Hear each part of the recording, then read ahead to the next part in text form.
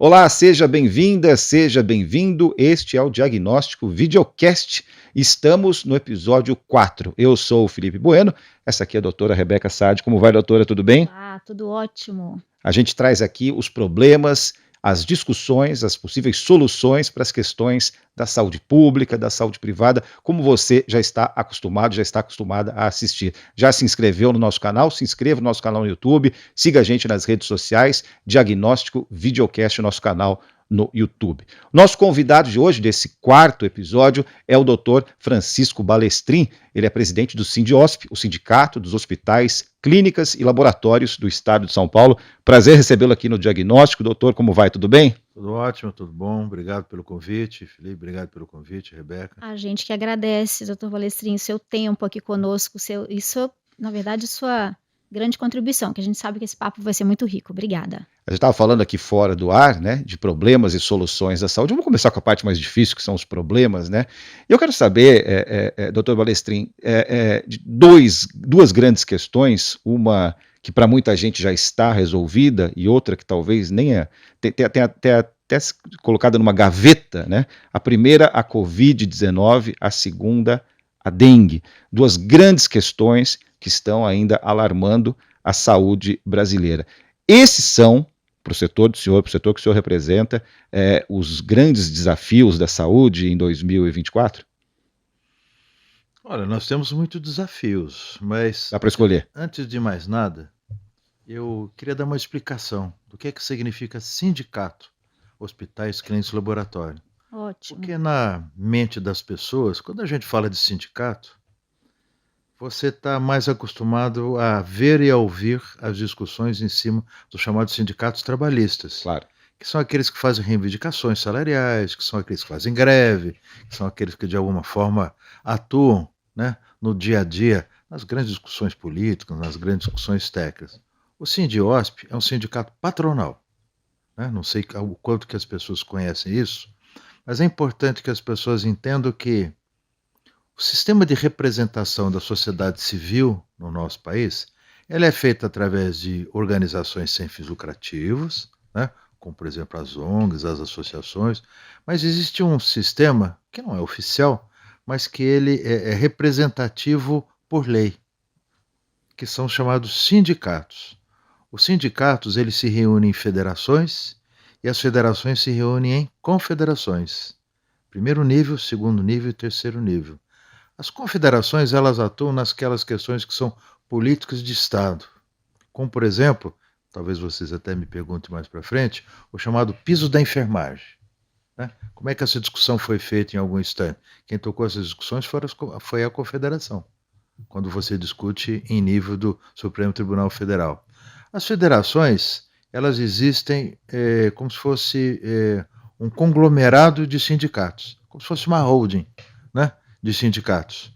E aí os sindicatos são aqueles que, de fato, no dia a dia, têm atuação com ou junto dos sindicatos laborais, e mais do que isso, tem toda uma outra atuação, no sentido de formação, desenvolvimento de pessoas, de discussões políticas, são muito feitas exatamente naquilo que você pode, no setor de saúde, interferir ou não no setor, seja do ponto de vista de políticas públicas de saúde, como, por exemplo, dengue e chikungunya e Covid, né? E outras políticas públicas, como, por exemplo, o modelo de gestão que vai ser discutido para um estado, para uma cidade, para um município como São Paulo, que é uma cidade-estado, né?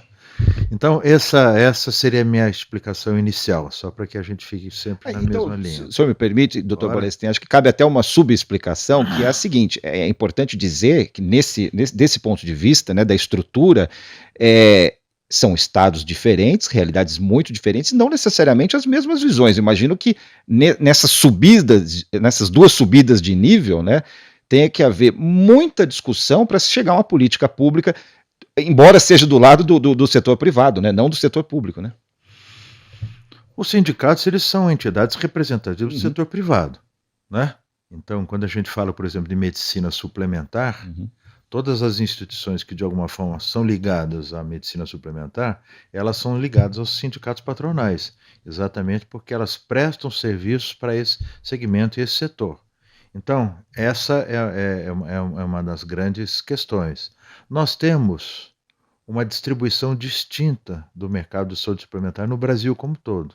Então, a gente tem desde São Paulo, onde a gente tem praticamente 40% da população coberta por medicina privada, até outros estados do Norte e Nordeste que chegou a ter 5%, onde a dependência do SUS, inclusive das instituições privadas, é praticamente hegemônica. Uhum.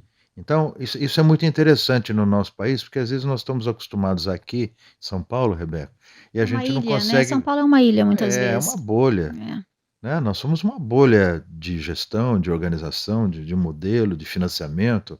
Então, quando nós temos que, por exemplo, discutir em nível nacional, a gente sempre tem uma dificuldade para tentar não homogeneizar, porque é impossível, mas que a gente consiga sinergias claras de todos os estados e de todos os setores.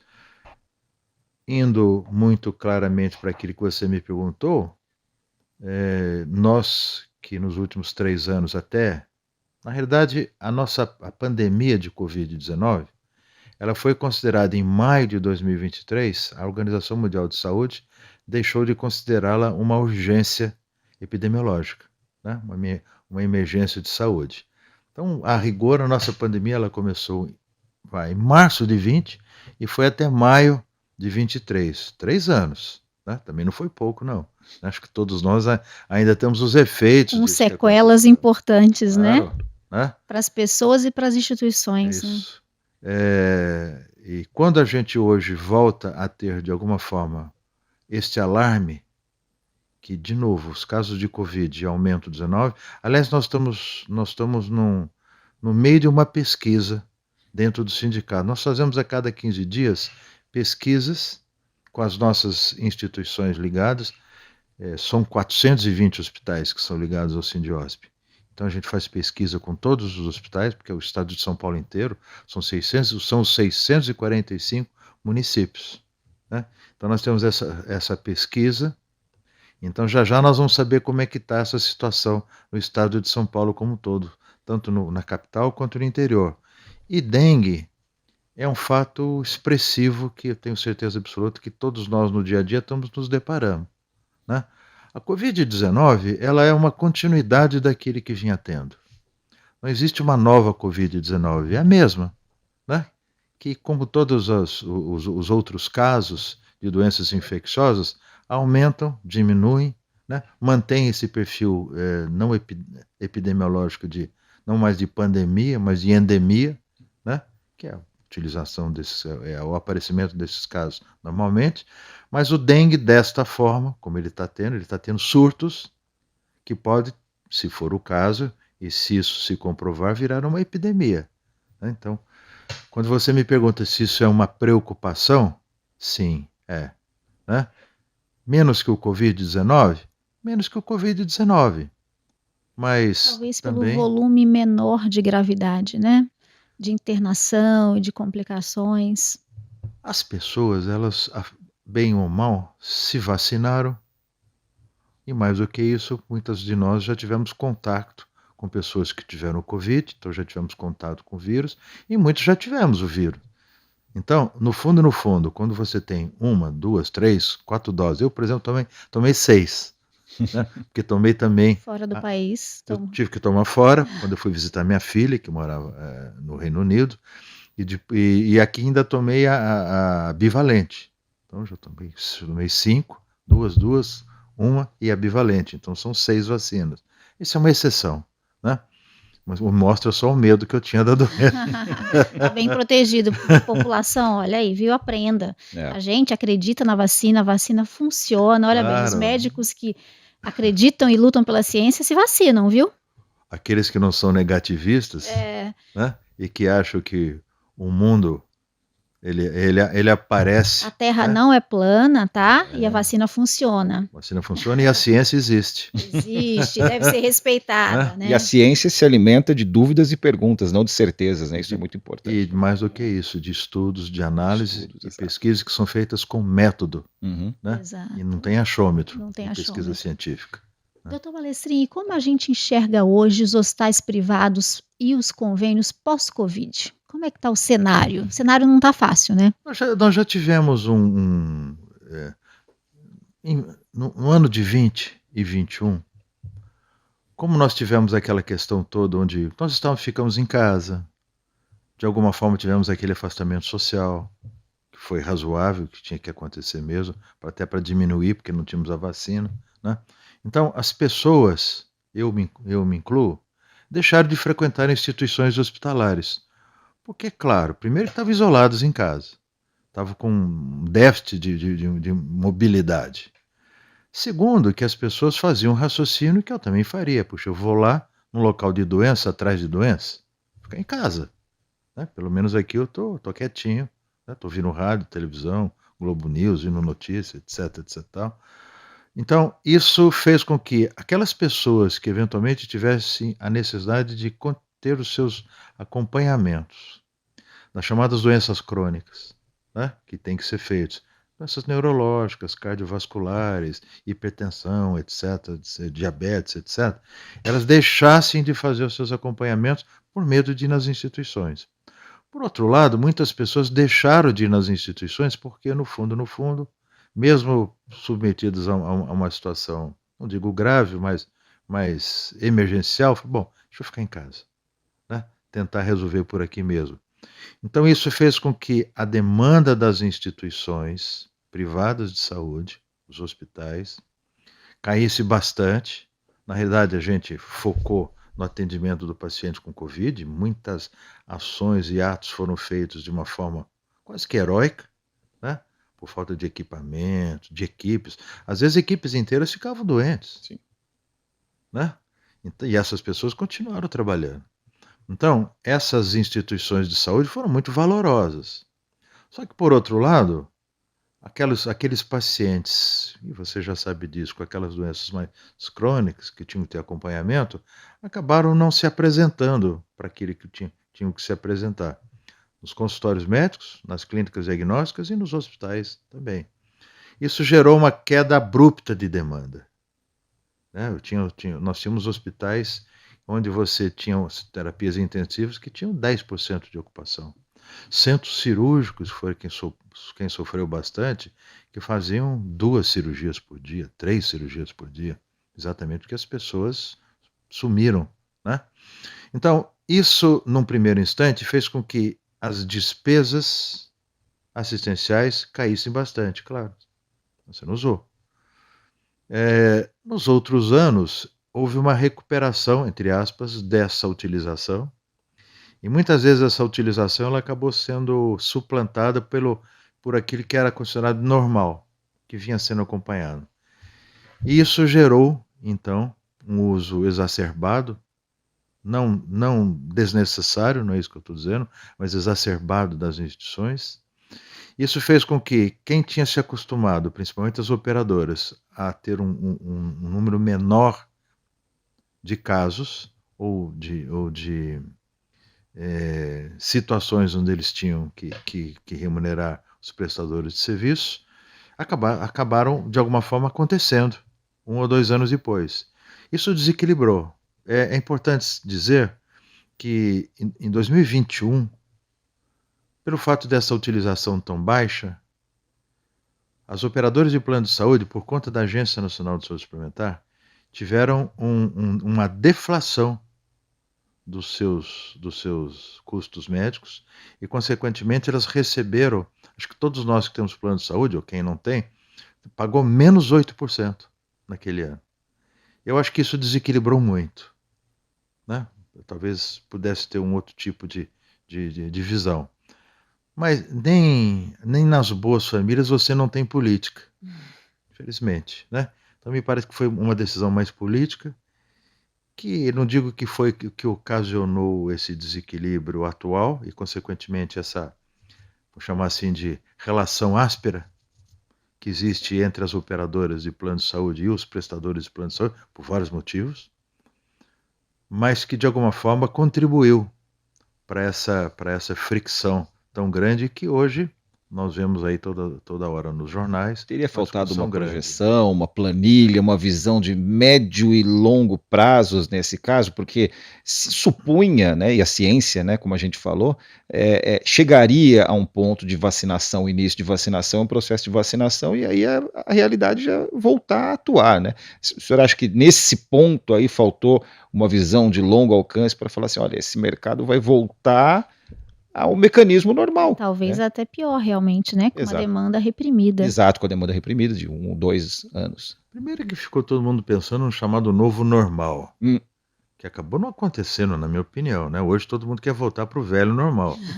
Né? Quer sair, quer ir em festa, quer participar, quer viajar. O velho normal já voltou, né? Quer estar junto. Já Queremos voltou. estar juntos, bater papo. Assim, quando você vê uma pessoa de máscara, você estranha, né? O problema está nela e não. Provavelmente é um imunossuprimido, né? Que precisa se cuidar mais. Então, naquele instante, eu diria para você que não era tão simples fazer essas percepções de mercado de futuro, porque também ninguém sabia o que ia acontecer. O desconhecimento, de incerteza, né? O desconhecimento com o futuro, mais do que isso, assim, a incerteza das nossas próprias vidas, né? Porque não sei vocês, mas eu tive muitos amigos queridos que me deixaram no meio do caminho. Sem dúvida. Sim. Né? Acho que todos nós temos algum caso de alguém que, de alguma forma, foi antes do que a gente esperava. Então, isso criava para nós também a gestão do dia a dia. As pessoas se preocupavam com o café da manhã, almoço e jantar. Difícil se preocupar com o peru de Natal em janeiro, né? Ou em março. Eu estou fazendo aqui uma figura de linguagem porque... Mas faz todo sentido. Realmente ficou difícil. Hoje, né? Era hoje. Agora, se você me disser, por exemplo, hoje, me perguntar, e a tal de dengue? Aí eu já concordo com você que faltou planejamento. Porque não é possível, sabendo que todos os anos, nesse período, nós vamos ter chuvas, nós vamos ter uma infestação do mosquito, que nós vamos ter a possibilidade de aumentar o número de casos. Calor aumentando, né? Calor aumentando. Alagamentos. Agora está todo mundo sendo surpreendido. Não me parece que seja uma coisa razoável, né? Não, mas está mais, a incidência está maior do que nos outros anos. Mas é assim mesmo, doença infecto-contagiosa, ela faz isso mesmo. E não adianta ter os tais de fumacê. Fumacê é quando o problema já quase que acabou. Você vai matar o bichinho que já botou ovos, que já teve, já a família dele já está feliz se reproduzindo de novo, e você vai matar o coitadinho que está lá, que já não está nem mais produzindo doença, nem trazendo doença. Então não adianta fumacê. Você tinha que ter evitado antes, ter feito campanhas. Vacina, todos nós sabemos que a vacina é um ato moderno, né? Está acontecendo agora. O número de vacinas, de doses que vieram para o nosso país são baixas, né? O ano passado, a incidência, por exemplo, em São Paulo foi muito mais baixa, na média, do que se teve em outros estados. Aqui acho que foi algo em torno de 120 casos para cada 100 mil habitantes. Na média do Brasil foi 800. Então você vê que realmente você precisava ter feito alguma coisa, né? Saúde pública é mais sério do que a gente imagina. Eu imaginei que com o advento da pandemia, nós cidadãos fossem ficar muito mais empoderados do que éramos antes. A gente não ligava para a saúde pública. Não é verdade? Quando chegou em 2021, a gente descobriu que as coisas básicas de saúde pública que existiam antes, há 100 anos atrás, voltaram na moda. Máscara. Imagina, máscara. Depois de 100 anos, em 1918 se usava máscara. Voltamos a usar agora, a sociedade como um todo, né? Afastamento social, buscar vacinação, cuidar das pessoas. Então, estudos epidemiológicos. Então, essas coisas todas que em outros países são levadas muito a sério, né? nós temos às vezes uma visão meio blasé em relação a isso, né? Como a medicina privada no nosso país ela é muito chamativa, o que é mais legal conversar? Sobre chikungunya ou sobre transplante cardíaco? Bom, claro, vamos falar sobre transplante, estamos na ponta, né, da Eu, como tecnologia. infectologista, ia te dizer que era chikungunya, mas eu acredito... Mas é um caso muito específico, né? É muito específico. Mas é como o torcedor do Guarani. Eu sou torcedor do Guarani. Tá certo. Né? Então, a gente discutiu o Guarani e o São Paulo Futebol Clube. Na média, as pessoas querem falar sobre o São Paulo, sobre o Corinthians, sobre o Santos. Mas eu torço pro Bugre. Acho bacana tem 15 discutir de o Bugre. Piracicaba, tem tudo isso. Então, o grande inimigo do 15 de Piracicaba, olha só. Pois é. verdade. Doutor Balestrin, e esse sistema, como hoje acontece, né? Como hoje é desenhado, o público e o privado se aguenta do jeito que está, nesse formato, ou a gente vai precisar revisar e rever algumas coisas aí nesse caminho? Olha, o desenho da medicina suplementar no nosso país, ele foi, digamos assim, iniciado muitos anos atrás, há 30 anos atrás, tá? Com a Lei 9656, de 1993, que definiu a existência de uma medicina suplementar no nosso país. Sempre o nosso padrão de medicina suplementar, ele foi muito contemporâneo com aquilo que acontecia com as grandes seguradoras americanas. Nós tivemos um perfil, nosso perfil é muito parecido com o americano, né? Porque também com a diferença que temos um SUS sim, mas falando da medicina suplementar, sim. Né? Porque as pessoas queriam, vocês devem se lembrar, no início da medicina suplementar, os comerciais eram aviões que iam buscar pessoas em lugares remotos, a tomografia, a ressonância, helicóptero, ou seja, se criou um glamour em cima da medicina suplementar que, de alguma forma, passou-se a impressão de que isso era um ícone de modernidade. E claro que porque, afinal das contas, num ambiente onde você tem um sistema público que tem fila, que tem, às vezes, dificuldade de internação, que você tem profissionais, às vezes, muitos deles voluntariosos no sentido de trabalhar, mas, por outro lado, você tem uma estrutura de organização pública que faz com que essas instituições elas não sejam bem geridas e bem estruturadas. Então, você começou fez-se propositadamente, claro, essa comparação, para que de um lado você tinha um produto comercial e de outro um produto não comercial, né? Que o produto comercial ele fosse definido e ele ganhasse vida, ganhasse expressão, o que de fato ganhou. Não é pouco, nós temos 50 milhões de pessoas hoje engajadas na medicina suplementar. O Uruguai tem 3 milhões de habitantes, a Argentina tem 43 milhões de habitantes, né?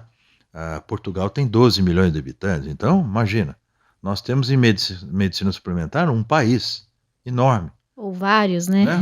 Os maiores países do mundo, só 50. Então, isso é muito importante. Agora, o que me parece que aconteceu foi que as bases de sustentabilidade do modelo, ele não foi muito bem pensado desde o início. Porque a gente hoje falar sobre promoção de saúde e prevenção de saúde, mas eu vou dar um passo para trás. Em 2013, eu fui na abertura de um Congresso Mundial de Hospitais em Oslo.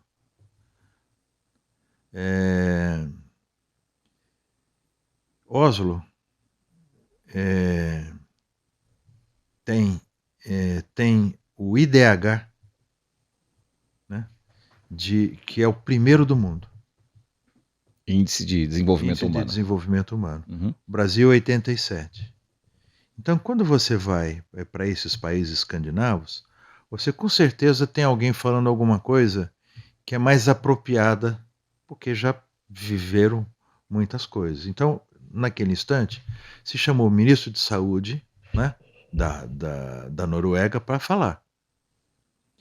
E quando ele começou a falar, a abertura do Congresso Mundial de Hospitais, o que se esperava é que ele fosse fazer uma fala inspiradora sobre saúde, isso aí. Sabe o que ele falou? Ele falou, mas eu não entendi por que vocês me chamaram aqui para a abertura desse congresso, porque eu só sou o ministro da Saúde. Então, falou, tá maluco? Assim? Pois é. Que não tem problemas para resolver, só isso. Mas ele disse o seguinte, é porque saúde é o famoso 2 P's, 2 R's. É promoção, prevenção, recuperação e reabilitação. Sendo que saúde, promoção não é uma questão de saúde. Promoção é ter escolas adequadas, uma política habitacional bem feita, uma política nutricional de país bem feita, estradas adequadas, diminuição da mortalidade por acidentes. Ou seja, é papel do Estado, mas da sociedade como um todo.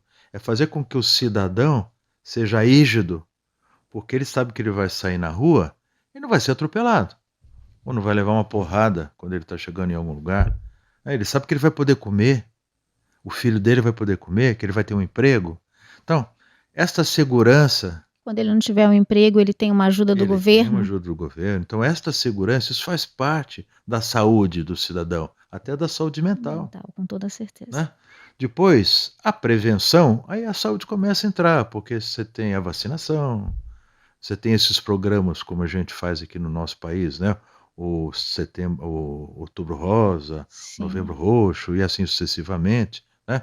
Como se essas cores fossem resolver o problema de saúde do nosso país, porque né? Tá tanta cor que tem cor coincidindo no mesmo mês, precisa organizar o arco-íris, né? Então, aí sim, mas mesmo assim, a saúde ela só começa a atuar quando a pessoa de alguma forma tem um desequilíbrio e precisa ser visto, que é a recuperação.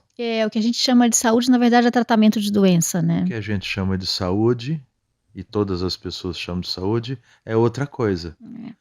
E a recuperação, depois a reabilitação, que é depois que você sai do hospital, você vai para um home care, você vai fazer alguma outra coisa. Né? Pode até ir morrer em paz, né? Se o seu caso for um caso terminal. Então, a nossa visão de saúde no Brasil é muito errada. Nós não sabemos o que é saúde. Nós sabemos que é a recuperação da saúde com o viés de doença. Por isso que os hospitais são endeusados. Bom, eu sou presidente de um sindicato, mas nós estamos falando de saúde. Vice-presidente de um grupo de hospitais também. Exato, também. Então, a medicina suplementar nossa foi feita com esta visão, a visão da doença. E a doença é cara. E a gente tem livre acesso a pronto-socorro, por exemplo. Você pode passar todo dia. Posto de saúde, né? Falando em saúde suplementar, falando em convênio, que convênio que aguenta você passar todos os dias? Meu nariz está escorrendo, meu joelho está doendo, meu pé, meu filho. E é isso, é o que você falou, né? Não foi combinado, é aberto demais. O sistema é aberto. Você não tem níveis de acesso distintos para aquilo que precisa ser feito. Né? E outros países têm, o Canadá tem, os próprios Estados Unidos têm. A Escandinávia, como você deu o exemplo, tem uma política muito clara de tirar as pessoas do hospital, de ter programas de saúde da família. Você tem o seu médico, a sua família inteira, e aí entra a tecnologia, que é um próximo ponto, né? Os hospitais e os serviços se conversam, então o seu médico chega para trabalhar, ele abre o computador, ele vê que você foi ontem a um pronto-socorro. E aí ele vai te cercar de cuidado para que você não retorne àquele pronto-socorro, que você não precise de internação, justamente para prevenir isso, que é a parte mais cara da saúde, né? Isso é importante. E vou emendar uma pergunta aqui. Telemedicina e tecnologia, né? Na capilarização, porque o Brasil, como a gente já falou, é um país enorme, né? Extenso em território também, não só em população. Como é que a tecnologia e a telemedicina vão nos ajudar nisso? Acho que o futuro, o presente já e com ainda mais ganho de terreno no futuro? São dois aspectos, né? Assim, tem um aspecto da tecnologia do acesso, que é, por exemplo, a telemedicina, a telesaúde, a teleconsultas, etc. E tem outro aspecto que é chamado da inteligência artificial generativa, né? Que ela pode entrar dentro desse contexto ou não. Mas quando a gente fala de telesaúde, de telemedicina, no fundo o que nós estamos buscando é aumentar o acesso das pessoas à saúde. Porque, como você bem disse, é muito difícil, às vezes, para as pessoas se deslocarem de um local para outro, principalmente quem mora em regiões mais ermas, né? Onde você tem vazios sanitários, às vezes, onde não tem médico, não tem enfermeiro, não tem estrutura de saúde. Então, esta tecnologia de comunicação, esta tecnologia onde você leva um profissional de saúde para as pessoas através da telemedicina, da telesaúde, ela é fundamental para aquilo que eu acho que nós brasileiros temos que ter, que é acesso à saúde. Com esta visão, e como telemedicina não é WhatsApp, né? Eu falei com o meu médico hoje de manhã, não fez. Por onde? É pelo WhatsApp. Então você não fez telemedicina. Você bateu um papo como se estivesse batendo com um amigão, né? Isso gera algo que, na minha opinião, é muito interessante. É o aumento da qualidade desse acesso. Porque ele é formalizado, ele é estruturado, ele é organizado. Segue regras, né? Segue regras e segue aquilo que você falou. Se você passa a ter, até por conta da telemedicina, que é necessário, você passa a ter arquivos dessas discussões, né, os chamados prontuários médicos desses pacientes que precisa ter. E isso gera uma relação custo-benefício mais adequada, né, para a sociedade como um todo. O cidadão não precisa vir da Barranca do Paraná para fazer uma consulta com um especialista no Hospital das Clínicas de São Paulo. É um horror isso. É desperdício, né? Muitas das secretarias de saúde do interior, o que elas têm, o grande equipamento que elas têm, chama-se ambulância. Sim. O doutor Vecina falou sobre isso aqui num episódio, né? Que o grande desafio, o grande desejo de um prefeito é ter uma ambulância nova para trazer o pessoal para a capital. São Paulo, Ou para São Paulo, ou para Ribeirão Preto, se for. Onde tiver o Hospital das Clínicas, né? É um sonho, né? Ter essas ambulâncias. Agora, isso não resolve a saúde das pessoas, né? Você simplesmente você se livra de um problema. Quando você tem o acesso da telemedicina, de novo, sendo estruturada, organizada e feita de acordo com os padrões que precisam ser feitos, você aumenta o acesso, melhora a qualidade e a relação custo-benefício da sociedade é melhor. Então isso é fundamental. O tema inteligência artificial, ele pode vir para o bem como pode vir para o mal, né? Eu sei que essa não é a nossa discussão aqui, mas nós precisamos ficar atentos. Claro, e fique à vontade para falar, porque é isso mesmo. Questão, porque com a inteligência artificial você pode utilizá-la na gestão, que é muito bom, que é muito interessante, né? Porque você pode, através de chatbots, você ter o atendimento lá na ponta, marcar os exames, marcar as consultas, fazer todas controlar as filas, né? Você, dentro do atendimento médico, você facilita muito, porque você passa a ter os casos e comparar os casos, e ajuda bastante o médico, os profissionais de saúde, porque ele traz para você um conjunto enorme de dados, de informações e muitas vezes de sugestões que facilitam a prática médica, e assim vai. Mas você também pode ter fraudes, né? Infelizmente, a gente é bom de fazer isso, né?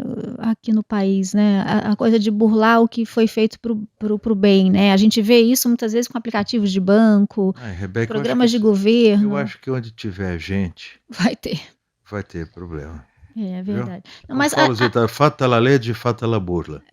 Mas no mundo inteiro. Eu tenho eu acho que o brasileiro é rápido, né? Nisso, sabe? Mas tudo bem, realmente é o elemento humano, vocês têm razão, não vou... Mas tem uma questão que é derivada dessa, que é colocada, que é a seguinte, vou tentar colocar aqui um lado mais sombrio da questão, para a gente tentar esclarecer aqui, nossa conversa já está chegando quase ao final. Fica tranquilo. Mas acho que desliguei. Que vale a pena aqui, que é o seguinte, de certa maneira... Minha caneta caiu aqui, mas tudo bem, depois eu pego. De certa maneira, a gente tem toda essa facilitação virtual da saúde, à distância, o virtual e tudo mais.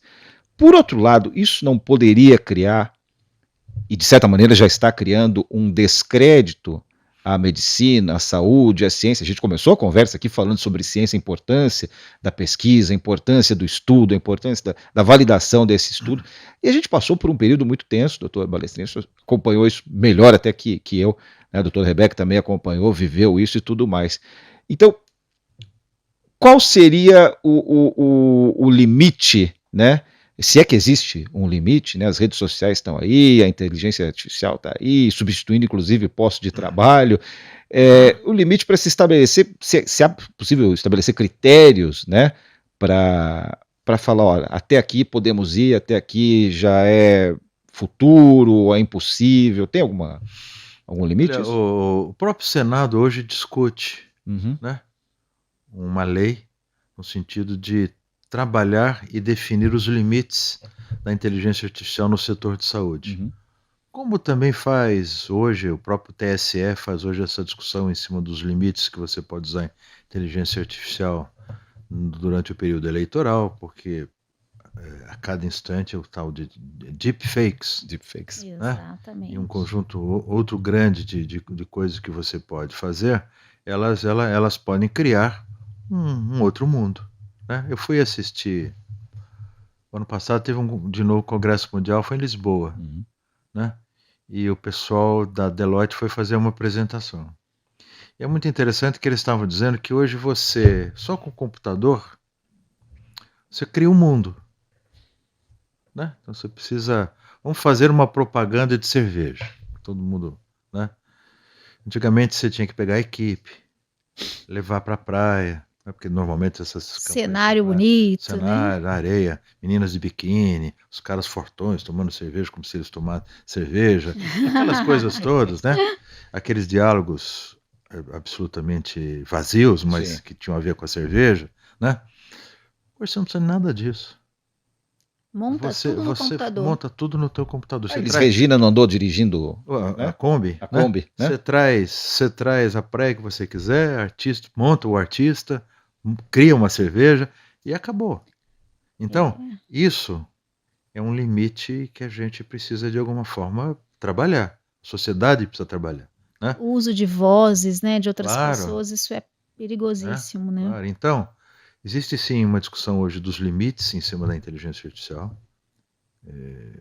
generativa. Né? Você tem por outro lado, uma visão muito positiva de o quanto que ela pode ajudar a medicina. Eu diria para você que até o contrário. Eu acho que do mesmo jeito que os cirurgiões melhoraram o seu desempenho, quando surgiram os computadores, as cirurgias robotizadas, quando surgiram uma série de equipamentos, eu acho, e não por isso eles deixaram de ser mais valorizados, né? Porque agora aprender essa nova tecnologia, eu acho que os profissionais que surgirem e que dominarem de uma forma positiva o uso da inteligência artificial para assistência à saúde vão ser bem valorizados. Então eu acho que isso eu vou usar um termo que alguns não gostam, é uma ferramenta, né, que me parece que vai ser bem positiva e que vai criar esta condição. Talvez nos ajude também a comunicação com a população, né? Inteligência artificial, coisas interessantes, forma de comunicar, né? Acho que talvez por esse lado também, né? Eu queria saber um pouquinho do que eu falei aqui no começo, que eu fui olhar, fui estudar o Sindiosp, entender um pouco mais e achei interessantíssimo esse projeto de equiparação salarial entre homens e mulheres, né? Tem toda uma agenda disso. Isso é interessantíssimo. Isso fala para nós um pouquinho, conta como é que está sendo feito isso. Olha, essa agenda é uma agenda nacional, né? É uma agenda no Ministério do Trabalho, é uma agenda no Ministério da Igualdade Racial, é uma agenda do Ministério de Administração, da ministra do EC. Então, todas as instituições, de alguma forma, elas têm que prestar e dar essas informações, né? E envidar esforços no sentido de que esse desenho vamos dizer assim, de homogeneidade aconteça, né? Porque a nossa sociedade, que traz esse desenho, que é um desenho ultrapassado, né, de sociedade, mas que muita gente ainda acha que é um desenho razoável, né, tem que ver com perfeita harmonia o fato de que, seja o gênero que for, cumprindo as mesmas funções, tem que ter a mesma remuneração, né? Então isso não denigre ninguém, né? Muito pelo contrário, eu acho que é um fator de civilidade. Como todo fator de civilidade, que significa de alguma forma uma melhoria da sociedade, ele é passivo de muitas discussões. Discussões ideológicas, principalmente, e discussões que têm a ver principalmente com o grau de cultura que aquela sociedade tem. Porque não dá para discutir isso, por exemplo, em alguns estados do Oriente Médio, né? Sim. Onde, na realidade, essa distância ainda é grande, né? Enorme. Não conseguimos o básico de equiparação. É abissal, né? Existem países do Oriente Médio onde as mulheres não podem dirigir carro. Então você imagina discutir de salário, né?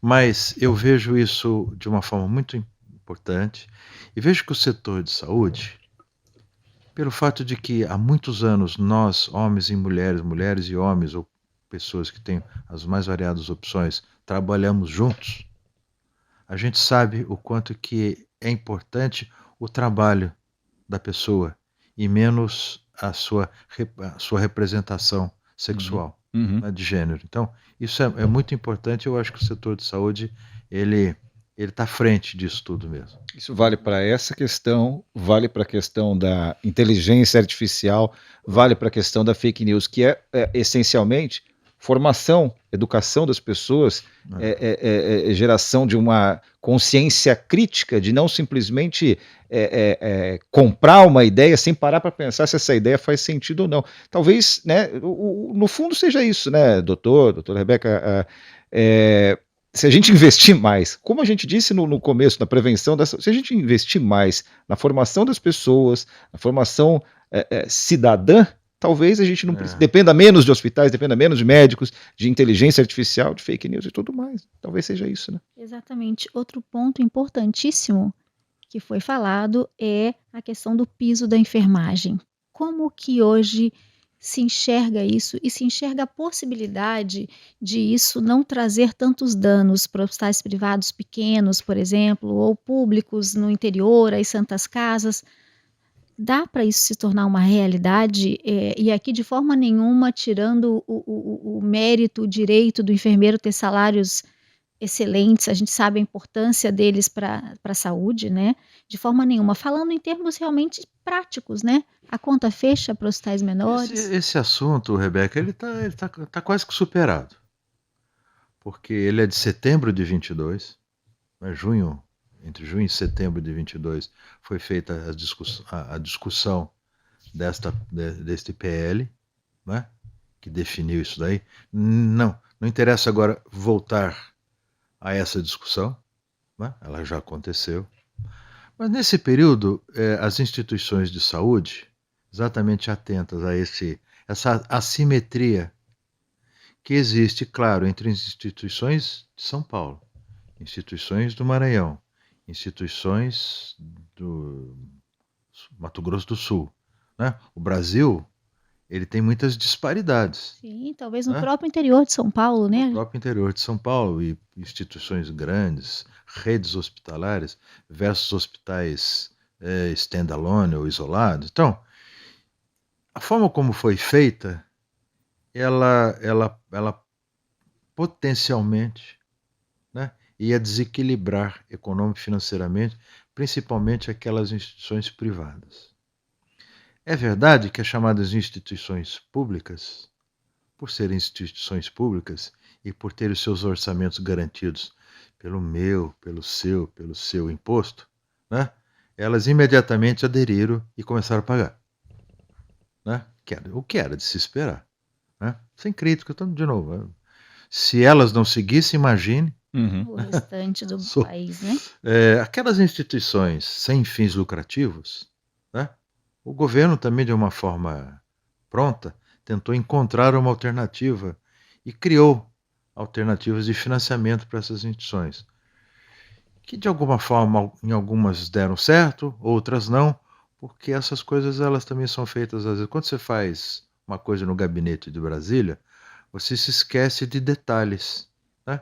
Aliás, por falar em detalhes, eu estava contando para vocês verem como todo mundo se esquece de detalhe.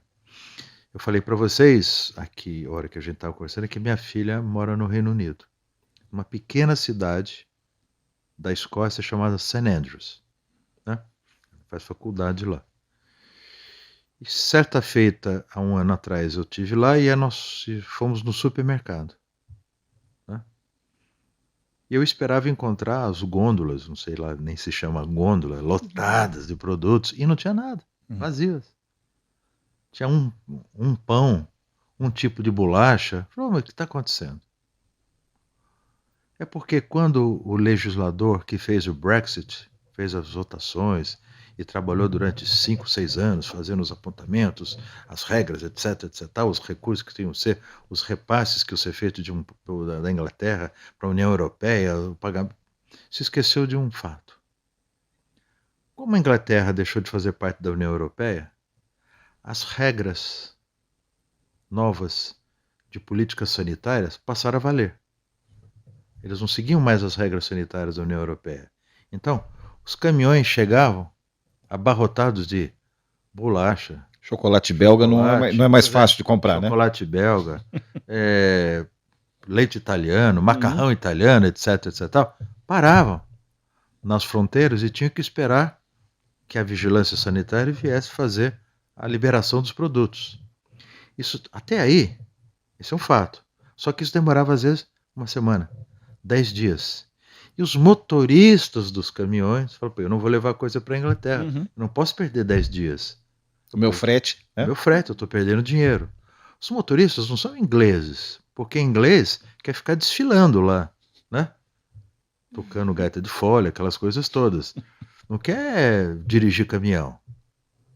Os motoristas eram portugueses, turcos e as mais variadas outras nacionalidades. Falaram, não vamos mais. Déficit de motoristas no Reino Unido, 800 mil. Meu Deus. Eles têm que desenvolver 800 mil motoristas para ir buscar produtos na Europa para trazer. Então vejam a questão do detalhe. A gente estava discutindo o detalhe. Então, só que o setor privado ele teve que discutir este processo de uma outra forma.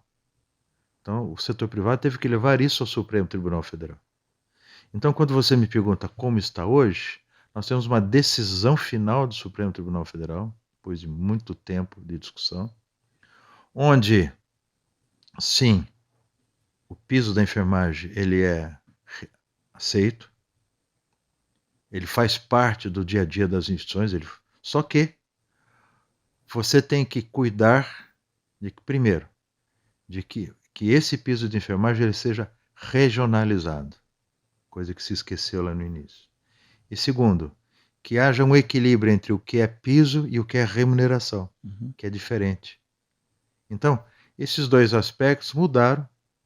Todas as instituições hoje estão conversando, estão discutindo. Existe uma pressão dos sindicatos, dos trabalhadores, que essa discussão seja feita o mais rápido possível.